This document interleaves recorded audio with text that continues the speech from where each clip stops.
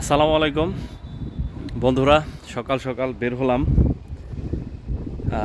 সামনে পবিত্র ঈদুল আজহা, এয়ারপোর্টের দিকে যাচ্ছি।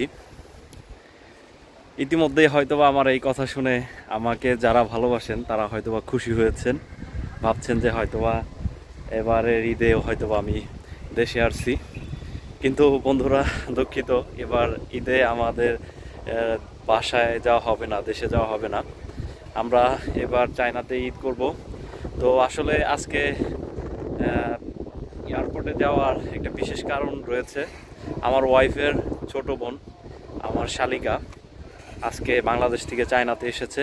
আমি এবং আমার ছেলে যাচ্ছি তাকে এয়ারপোর্টে রিসিভ করার জন্য। তো ভাবলাম যে আপনাদেরকে নিয়ে একটা ভিডিও করি, আপনাদের সাথে একটু শেয়ার করি।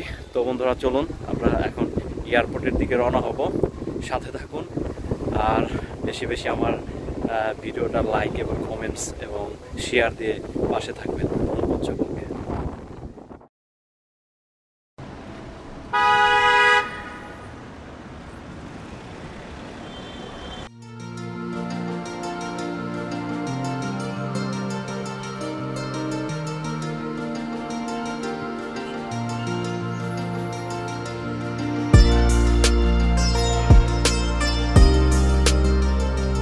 আমরা এইমাত্র ট্যাক্সি নিলাম। এখন এই যে দেখতে পাচ্ছেন যে আমি এবং আমার ছেলে ট্যাক্সিতে করে যাচ্ছি এয়ারপোর্টের দিকে। আমার ছোট বোন তাকে রিসিভ করার জন্য। তো আমি যেতে যেতে হয়তো আশেপাশের কিছু দেখানোর চেষ্টা করব, মানে আশেপাশের রাস্তাঘাট মানে কীরকম, শহরটা কীরকম, একটু চেষ্টা করবো আপনাদেরকে গাড়িতে বসে একটু দেখানোর জন্য। তো সম্পূর্ণ ভিডিওটা দেখতে থাকুন, অবশ্যই ভালো লাগবে। আর আমার ভিডিওর মাধ্যমে যারা চায়নাতে আসতে পারেন না বা আসতে চান, সময়ের কারণে, ব্যস্ততার কারণে আসতে পারেন না, হয়তোবা তাদের জন্য উপকৃত হয়, হয়তোবা আপনারা কিছুটা ভালো লাগা কাজ করে বা বুঝতে পারেন। তো সঙ্গেই থাকুন, অবশ্যই ভালো লাগবে।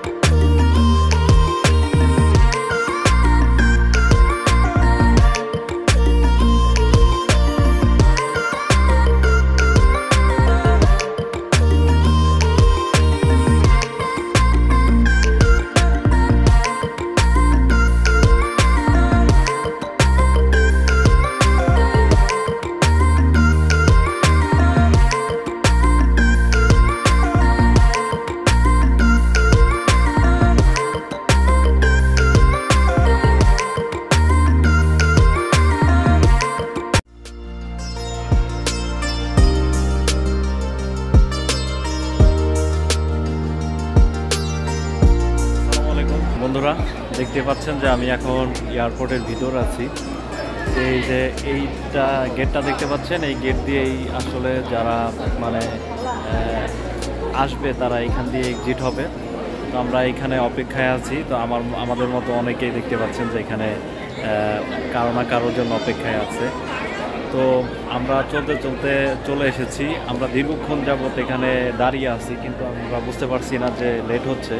তো হয়তো বা ভিতরে মানে ফ্লাইট টাইম চেঞ্জ হয়েছে কি না, কারণ আমরা কোনো ইনফরমেশন পাচ্ছি না। কারণ হচ্ছে যে আমার যে ছোটো বোন, তার কাছে আপাতত এখন কোনো চাইনিজ সিম নাই, যার কারণে আমরা যোগাযোগ করতে পারছি না। তো অপেক্ষায় আছি। তো দেখা যাক কীরকম কতক্ষণ লাগে।